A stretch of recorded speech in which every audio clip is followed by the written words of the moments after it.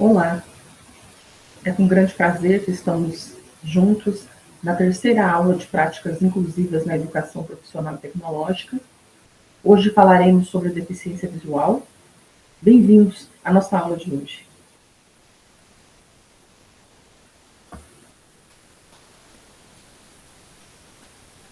O atendimento educacional, ele deve atender às necessidades específicas de cada sujeito, mediante a construção de um processo de ensino e aprendizagem pautado no princípio inclusivo de atendimento a todos. Vejamos algumas práticas inclusivas relacionadas às pessoas com deficiência visual.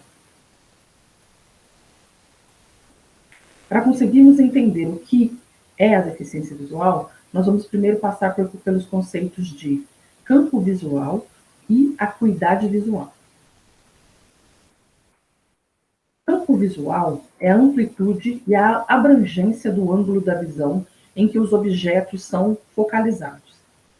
E acuidade visual é a capacidade que as pessoas apresentam de discriminar formas, símbolos ou letras em uma linha reta. Pode ser obtida através da utilização de escalas a partir de um padrão de normalidade da visão. E o nível de acuidade visual ele pode variar, o que determina dois grupos na deficiência visual: a cegueira e a baixa visão. Então, o que seria deficiência visual? De acordo com o decreto 5296 de 2004, ele vai colocar como deficiência visual e vai classificar cegueira e baixa visão. Ele vai dizer cegueira, na qual a acuidade visual é igual ou menor que 0,05 no melhor olho, com a melhor correção óptica. A baixa visão, que significa acuidade visual entre 0,03 e 0,05 no melhor olho, com a melhor correção óptica. Os casos nos quais a somatória da medida do campo visual em ambos os olhos for igual ou menor que 90 graus, ou a ocorrência simultânea de quaisquer das condições anteriores. Uns termos bem técnicos, né? Mas, de acordo com uma visão mais pedagógica, vamos ver o que o MEC nos coloca como cegueira. Vai dizer que a cegueira é uma alteração grave ou total de uma ou mais das funções elementares da visão que afeta de modo irremediável a capacidade de perceber cor, tamanho, distância, forma, posição ou movimento em um campo mais ou menos abrangente. Pode ocorrer desde o nascimento, o que a gente denomina de cegueira congênita, ou posteriormente, que é denominada cegueira adquirida, e pode ocorrer em decorrências de causas orgânicas ou acidentais. Em alguns casos, a cegueira pode associar-se à perda da audição, a surdo-cegueira, ou a outras deficiências. Muitas vezes, a perda da visão ocasiona a extirpação do globo ocular e a consequente necessidade de uso de próteses oculares em um dos olhos ou em ambos. Se a falta da visão afetar apenas um dos olhos, visão monocular, o outro assumirá as funções visuais sem causar transtornos significativos no que diz respeito ao uso satisfatório e eficiente da visão. Bom, vejamos então algumas estratégias de organização e gestão da sala de aula. Ler em voz alta enquanto escreve no quadro. Proporcionar informações verbais que permitam ao estudante a perceber-se dos acontecimentos que ocorrem na sala de aula. Alertar o estudante sempre que ocorram mudanças na disposição da sala de aula. Usar giz ou marcadores com uma cor que contraste com a cor do quadro. Um exemplo, branco com preto.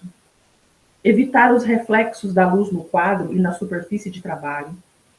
Evitar posicionar-se em frente da janela. Não posicionar o estudante de frente para uma fonte de luz.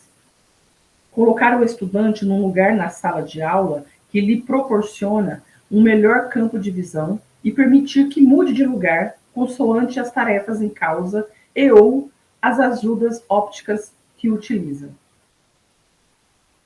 Estar atento aos sinais de fadiga, tais como olhos lacrimejantes, olhos vermelhos, dores de cabeça, permitindo ao estudante que faça uma pausa quando esses sinais aparecerem. Alternar as tarefas que exigem maior esforço visual com tarefas não visuais. Dar algum tempo para que o estudante se adapte às mudanças de intensidade de luz, por exemplo, quando ele vem do exterior. Reduzir os brilhos e reflexos na sala de aula, fechando as cortinas. Assegurar-se se o estudante necessita de iluminação adicional. Conferir ao estudante o tempo necessário para que possa realizar tarefas que exijam um grande esforço visual, nomeadamente a leitura. Evitar fontes cursivas, decorativas, itálicos. Usar a letra Arial ou Verdana.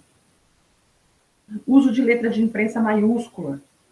Usar fontes em que o espaçamento entre as letras tem uma distância superior à normal. O tamanho da letra deverá ser em média de 16 pontos. Há, no entanto, que ter presente que esta é uma medida relativa, uma vez que o tamanho real difere consoante a fonte usada. Usar fontes do tipo bold, são as mais escuras, mas nunca o extra bold, e evitar sublinhados. Usar espaçamento de pelo menos 1,5 centímetros entre as linhas. O tamanho da linha não deve exceder os 15 centímetros. Evitar usar folhas com tamanho superior ao A4, quando o aluno apresentar visão central. Justificar apenas a margem esquerda do texto. Nas imagens, eliminar os detalhes desnecessários. Nas respostas de múltipla escolha, colocar as caixas onde o aluno deve assinalar a resposta no final de cada frase e não no começo.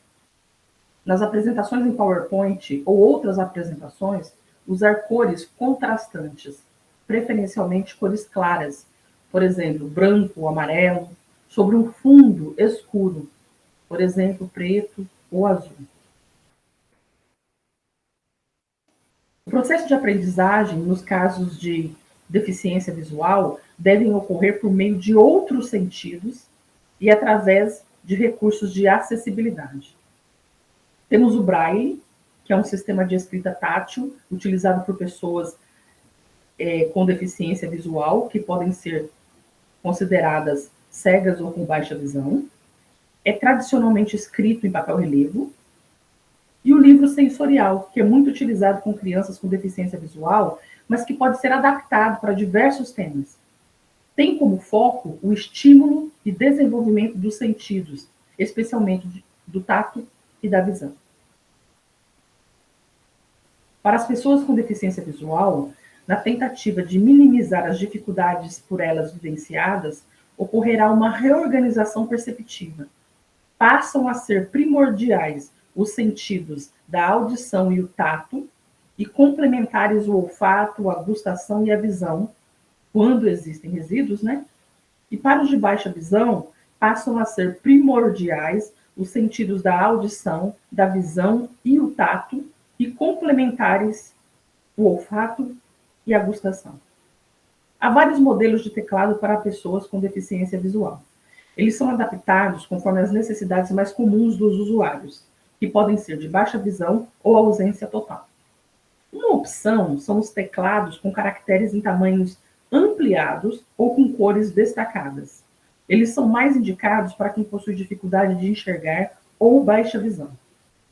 Alguns modelos chegam a ter os caracteres de 3 a 4 vezes maiores que os teclados comuns. Geralmente, o branco ou amarelo é usado nas teclas em contraste com as informações em preto, o que facilita muito o uso. Outra opção é o teclado com sistema Braille embutido nas teclas. O plano inclinado é uma prancha ou porta-texto composto de uma base sólida que fica apoiada sobre a mesa.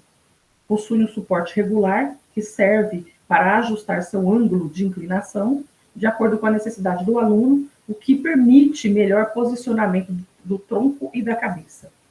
O livro ou caderno é colocado sobre a prancha, facilitando ao aluno aproximar os olhos do material de leitura para evitar que incline demasiadamente a cabeça sobre a carteira.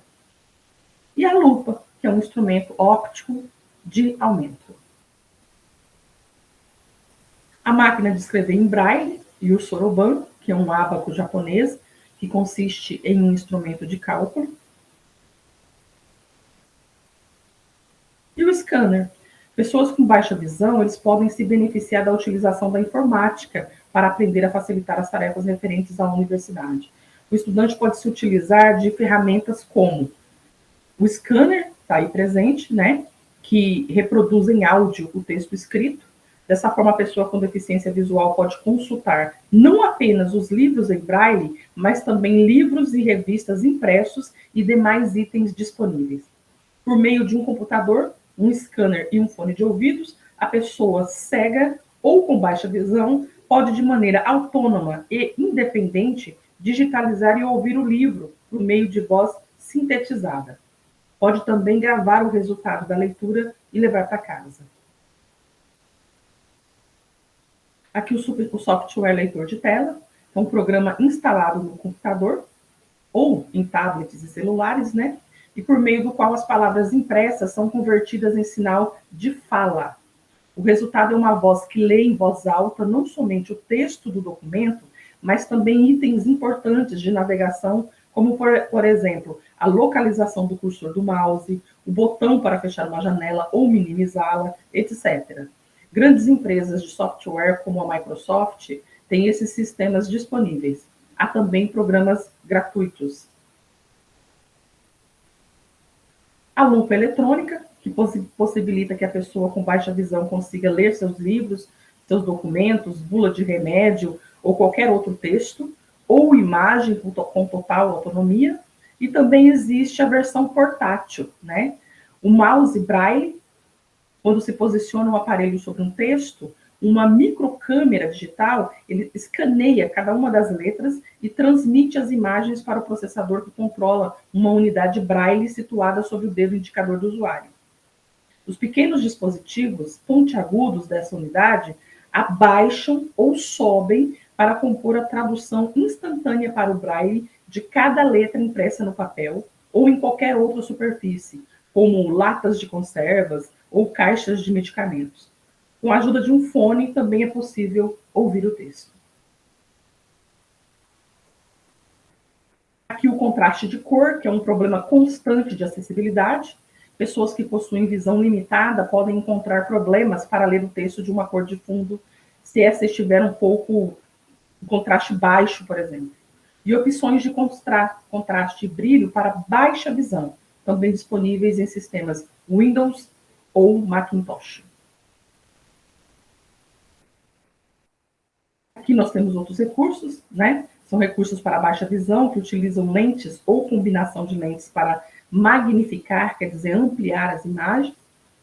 Como enxergam usualmente letras e objetos grandes e não pequenos, esses recursos aumentam as imagens para facilitar sua visualização. Não devem ser confundidos com óculos comuns. Nenhum recurso óptico pode ser usado para andar, se locomover de um lugar para o outro. Eles são próprios para atividades específicas, como ler, escrever, fazer trabalhos manuais, etc. Instrumento óptico de aumento, né? Temos ali o óculos com lentes de alto grau e lupas de mão. Aqui a lupa com apoio e o telescópio, né? Que é um recurso óptico para longe. Um outro modelo de lupa eletrônica. A desvantagem deste é que o modelo é pesado e não é portátil, né? É um monitor e uma câmera montada acima de uma bandeja móvel. O material a ser lido é posicionado abaixo de uma câmera fixa e a imagem é projetada na tela do monitor. Essa tecnologia permite o uso para a escrita, possibilita a adequação do contraste e do brilho e ampliações variadas para facilitar a leitura. Aqui agora alguns recursos não ópticos, né, para pessoas com baixa visão. Então, são recursos que não utilizam lentes, incluindo todos os materiais que podem auxiliar as pessoas com visão subnormal a utilizarem da melhor forma a sua visão. Então, por exemplo, livros falados, né, que são os audiobooks, com letras grandes, ou revistas e jornais impressos com letras maiores, baralhos com figuras e números grandes e cores fortes, né?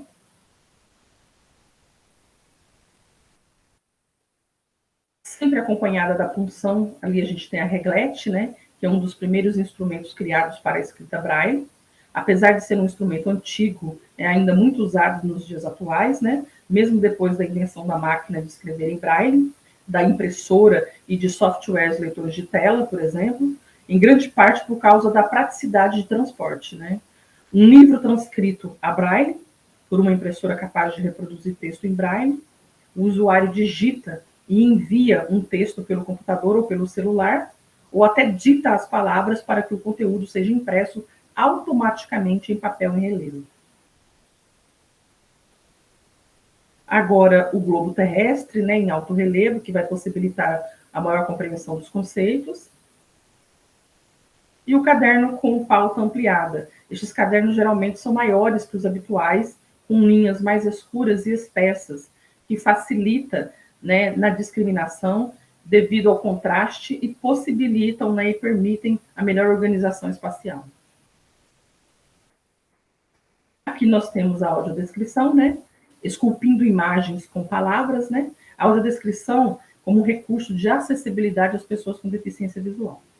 Assim como as esculturas, elas vão tomando forma pelas mãos de quem as esculpe, as imagens, para quem não vê, se materializam pelo som das palavras. O que elas representam vão além de um simples significado ou descrição. Elas possibilitam a essas pessoas acessibilidade, por meio da atribuição de sentido e de significados ao que não pode ser notado ou experimentado pela visão, e que passa a ser imaginado, interpretado e visto pelos ouvidos.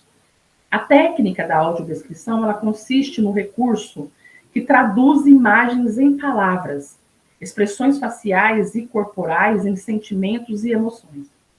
Os cenários, figurinos, efeitos especiais, mudanças de tempo e espaço, leitura de créditos e paisagens ou qualquer outra informação relevante ganham movimento, contorno e cor por meio das percepções imagéticas na mente do espectador com deficiência visual.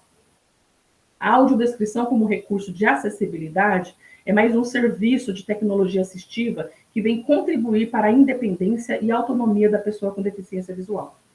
Consiste na narração clara e objetiva de todas as informações que aparecem visualmente, mas que não estão contidas nos diálogos. Descrição. Aqui agora a descrição dessa tirinha que vocês veem na imagem.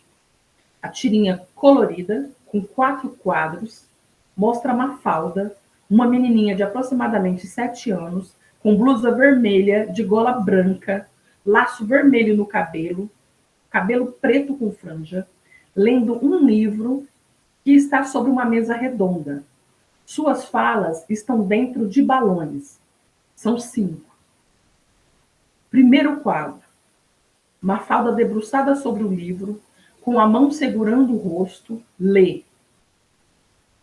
Emma vê a mesa da sala de estar. Quadro 2. Mafalda vira-se para o lado e pergunta: Mamãe, o que é sala de estar? Quadro 3. Sentada à mesa, com as mãos sobre o livro, ela escuta a resposta. É living. Ela responde: Ah, bom. Quadro 4. Mafalda, com a testa franzida e debruçada sobre o livro e a mão segurando o rosto, reclama: Afinal, por que eles não escrevem esses livros na língua da gente? Fonte: Clube da Mafalda.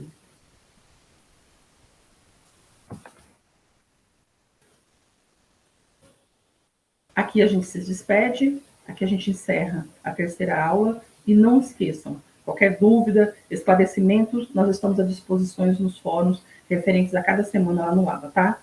Foi um grande prazer estar com vocês e juntos a gente poder multiplicar experiências.